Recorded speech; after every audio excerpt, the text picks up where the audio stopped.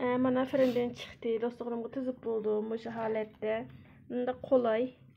Yüzü çürük. Bazardan kat ep yettik. Şu halette çıktı. Mesela içini göksüp koymazdı. Mana ben azı sizlerge içleri bir göksüp koyay. Ben şokolatlı kıldım. Mana gördüğünüz.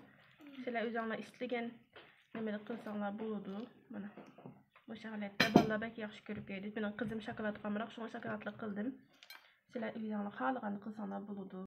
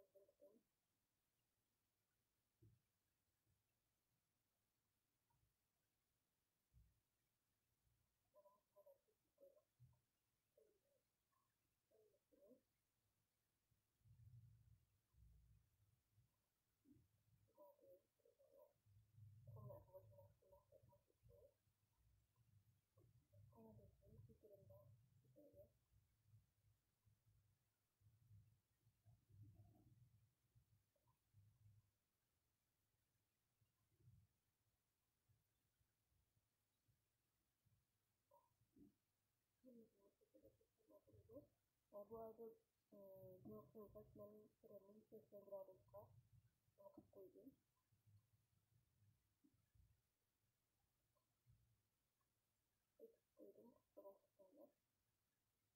Mahmut Ahmet'ten nasıl gözümü aldım. Endimen çekilişim ileride ismini kolay. Bu halette ismini o da saklı. 5 numaralı çekilişim koydum.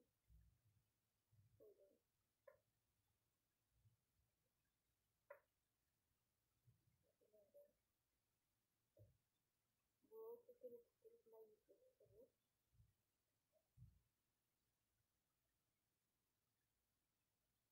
Yüksek gradus'ta yüzleri hafif temizlenmek kadar nasıl gradus'ta yüzde yaklaşık o zaman bu şekilde ne gibi bir şey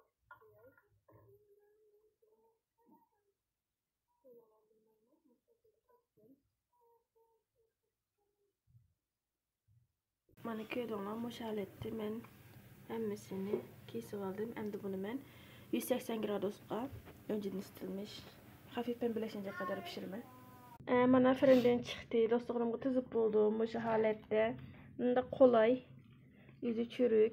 Bazardan kat dep ep yettik. Şu halette çıktı. Mesela içini göksüp koymazdım. Mana ben hazır sizlerge içini bir göksüp koyay. Ben şokolatlı kıldım. Mana gördüğünüz sizler üzerine istigen nemeli kılsanlar buludu. Mana bu şokolatda vallahi bek yaxşı görüp yedi. Benim kızım şokolat kamırak şuna şokolatlı kıldım. Sizler üzerine xalığını kılsanlar buludu.